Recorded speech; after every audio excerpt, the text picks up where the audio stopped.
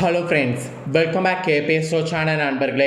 இன்றைக்கி இந்த வீடியோவில் மிக முக்கியமான எச்சரிக்கையான ஒரு ஜோதிட ஆன்மீக விஷயத்தையும் ஜோதிட விஷயம் மட்டும் இல்லாமல் ரொம்பவே முக்கியமான இன்ட்ரெஸ்டான ஒரு முக்கிய பரிகாரத்தை பற்றியும் இந்த வீடியோவில் சொல்ல போகிறேன். ரிஷபராசிக்காரங்க என்ன ஜோதிட ஆன்மீக பரிகாரங்கிறத இந்த வீடியோவை ஃபஸ்ட்டு தெரிஞ்சுக்குங்க. இன்ட்ரோவில் சொல்கிறேன். அதாவது மே மாதம் மிகவும் முக்கியமான 26ஆம் தேதியானது வர இருக்கு. அந்த 26ஆம் தேதி தமிழ் மாதம் 2வது மாதமான வைகாசியுடைய 12ஆம் நாள். அதே போல் கிழமை அன்னைக்கு திங்கக்கிழமை. இந்த நாள் சாதாரண ஒரு நாள் கிடையாது, அதிபயங்கரமான ஒரு நாள் என்று சொல்லலாம். அப்படி என்ன அதிபயங்கரமான நாள் அப்படின்னு கேட்குறீங்களா?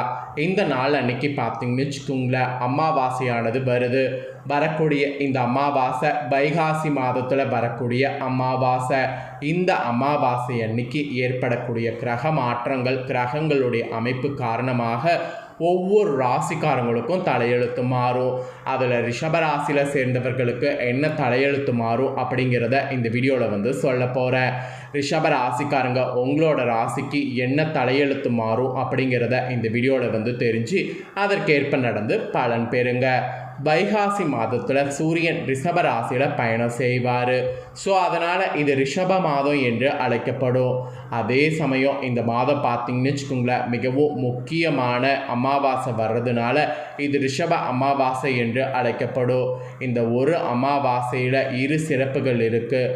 ஒன்று சூரியன் ரிஷபராசியில் பயணம் செய்கிறது, இன்னொன்று திங்கட்கிழமை வர்றது. திங்கட்கிழமை வரக்கூடிய அமாவாசை சோமவதி அமாவாசை என்று அழைக்கப்படும். ஸோ இந்த அமாவாசை சக்தி வாய்ந்த அமாவாசைங்கிறதுனால இந்த அமாவாசையில் முக்கியமான பரிகாரம் உங்கள் ராசிக்காரங்க ஒன்று செய்யணும். ஸோ வைகாசி அமாவாசையில் இவற்றை செய்தீங்கன்னா மிகுதியான பலன்கள் பெற முடியும் என்பது உங்கள் ராசிக்கு சொல்லப்பட்டிருக்கு. எவற்றை செய்தால் மிகுதியான பலன் பெற முடியுங்கிறத ஆன்மீக ரீதியாக உங்களுக்கு ஃபஸ்ட்டு ஷேர் பண்ணுறேன். அதுக்கப்புறம் உங்களோட ராசிக்கு இந்த அமாவாசையிலேருந்து என்ன மாதிரி தலையெழுத்து மாறுங்கிறத உங்களுக்கு எக்ஸ்பிளைன் பண்ணுறேன். ஃபஸ்ட்டு அமாவாசையில் செய்ய வேண்டிய அந்த ஆன்மீக பரிகாரத்தை பார்க்கலாம் வாங்க. சந்திரன் விண்ணில் இருக்கக்கூடிய 27 நட்சத்திரங்களை கடந்து பௌர்ணமி அமாவாசை என்கின்ற 2 திதிகளை சேர்ந்து ஒரு மாதம் என கணக்கிடப்படுது. இதில் சந்திரன் முழுவதுமாக மறைந்து விடக்கூடிய தினமானது அமாவாசை தினம். ஆக்சுவலி பல ஆன்மீக செயல்களை செய்வதற்கு ஏற்ற தினமாக இந்த நாள் கருதப்படுகிறது. அப்படியான ஒரு மிக சிறப்பான இந்த வைகாசி அமாவாசை தினம் சக்தி வாய்ந்ததாக வருது. இந்த வைகாசி அமாவாசை தினத்தில் நாம் செய்ய வேண்டியது என்ன என்பதை இப்போ நான் உங்களுக்கு சொல்ல போகிறேன். அதை இந்த வீடியோவில் தெரிந்து கொள்ளுங்கள். வைகாசி மாத அமாவாசை தினத்தன்று ரிஷபராசிக்காரங்க காலையில் எழுந்து குளித்து முடித்துருங்க. உங்கள் ஊரில் இருக்கக்கூடிய ஆத்தங்கரை அல்லது குளக்கரைக்கு மைத்திர முகூர்த்த நேரம் எனப்படக்கூடிய அதிகாலை நேரத்தில் வேதியர்கள் கொண்டு மறைந்த உங்கள் முன்னோர்கள் உறவினர்களுக்கு திதி தர்ப்பணம் தந்துருங்க.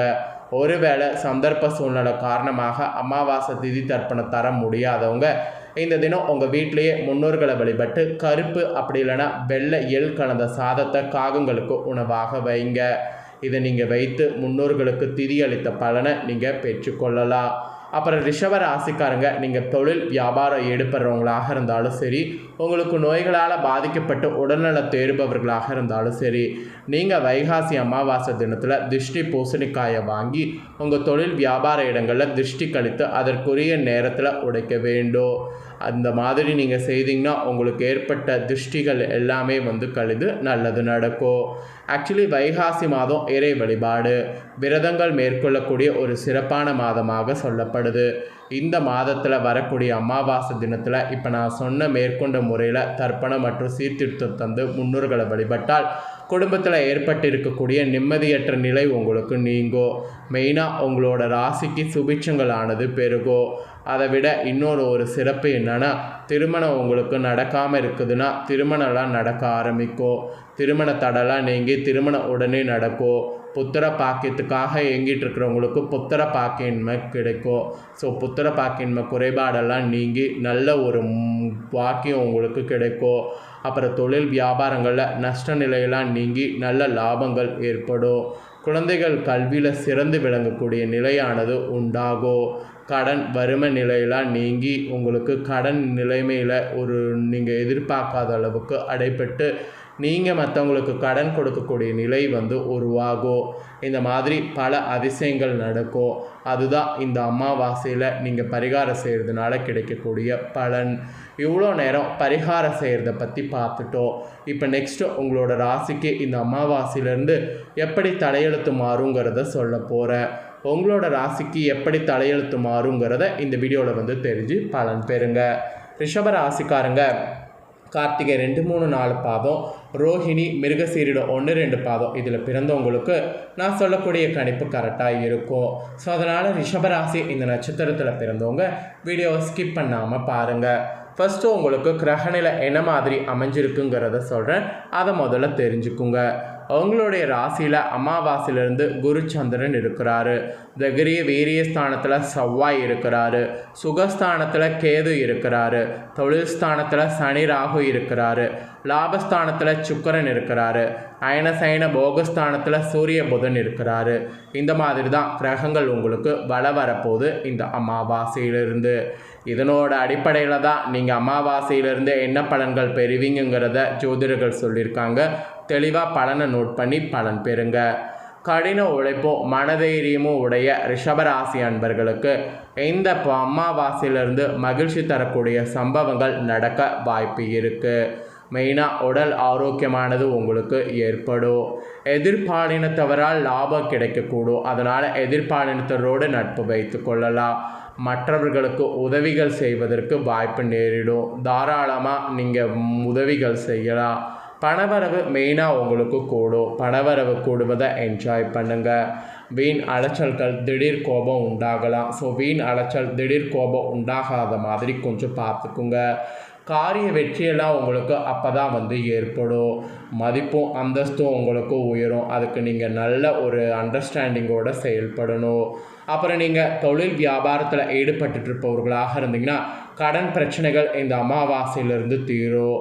தொழிலில் போட்டிகள்லாம் உங்களுக்கு குறையும். அது மட்டும் இல்லாமல் நீண்ட நாட்களாக இழுபறியாக இருந்த எல்லா தொழில் சார்ந்த விஷயங்களும் இந்த அமாவாசையிலேருந்து நீங்கள் ஸ்டார்ட் பண்ணிங்கன்னா தடையே இல்லாமல் நல்லபடியாக முடியும். இது வந்து மெயினாக வந்து ஒரு எச்சரிக்கையாக உங்களுக்கு சொல்லப்பட்டிருக்கு. அதுக்கப்புறம் உத்தியோகத்தில் இருப்பவர்களுக்கு சொல்லப்பட்டிருக்கு. உத்தியோகத்தில் இருப்பவர்களுக்கு சில விஷயங்களை தவறாக புரிந்து கொண்டு சங்கடப்பட வேண்டியது இருக்குல்ல, அந்த மாதிரி இருக்கிறதுக்கு வாய்ப்பு அதிகமாக இருக்குது. ஸோ தவறாக புரிந்து கொள்ளாமல் இருக்கிறதுக்கு நீங்கள் கொஞ்சம் முயற்சி பண்ணுங்கள். வாக்குவன்மையால் நன்மையானது ஏற்படும். ஸோ வாக்குவன்மையை உத்தியோக ரீதியாக வைத்து கொள்ளுங்கள். அப்புறம் உங்களோட ராசிக்கு குடும்ப ரீதியாக பார்க்கும்போது குடும்பத்தில் இருக்கக்கூடிய தேவையற்ற குழப்பங்கள்லாம் இந்த அமாவாசையிலிருந்து தீரும். மெயினாக கணவன் மனைவிக்கிடையே இருந்த இடைவெளிகள்லாம் வந்து குறையும். மறைமுக எதிர்ப்புகள்லாம் உங்களுக்கு இருக்கிறதெல்லாம் நீங்கும். பிள்ளைகளோடு அன்பு நீங்கள் பேசினீங்கன்னா அன்பு அதிகரிக்கும். அன்போடு அவங்களோடு நெருக்கமானது உங்களுக்கு அதிகமாகும். இந்த மாதிரி பல அதிசயங்கள் உங்கள் குடும்ப வாழ்க்கையில் இந்த அமாவாசையிலிருந்து நடக்கும். பெண்கள் வந்து மற்றவர்களுக்கு உதவி செய்வதால் வீண் அலைச்சல்கள் உண்டாகலாம். அதே சமயம் காரிய வெற்றி, பணவரவு இதெல்லாம் எதிர்பார்த்தபடி இருக்கும். பெண்களுக்கு கூட ஸ்பெஷலாக இந்த அமாவாசைக்கு பிறகு அதிர்ஷ்டம் என்று கூறப்பட்டிருக்கு. அப்புறம் கலைத்துறையை சேர்ந்தவர்களுக்கு உடன் இருப்பவர்களோடு சிறு சிறு மனஸ்தாபங்கள் ஏற்பட்டு நீங்கும். வாக்குவாதங்களை தவிர்த்து சாதுரியமாக எல்லாத்தையுமே கையாள்வது நல்லது. வரவேண்டிய பணம் எல்லாம் உங்களுக்கு வந்து சேரும். அதனால் வரவேண்டிய பணம் வந்து சேரும்போது அதை எப்படி வந்து மேன்மைக்கு வரலாங்கிறத கலைத்துறையில் இருக்கிறவங்க பாருங்கள். அப்புறம் அரசியல்வாதிகளில் இருக்கிறவங்களுக்கு நீண்ட நாட்களாக வரவேண்டி இருந்த பணம் வந்து சேரும்.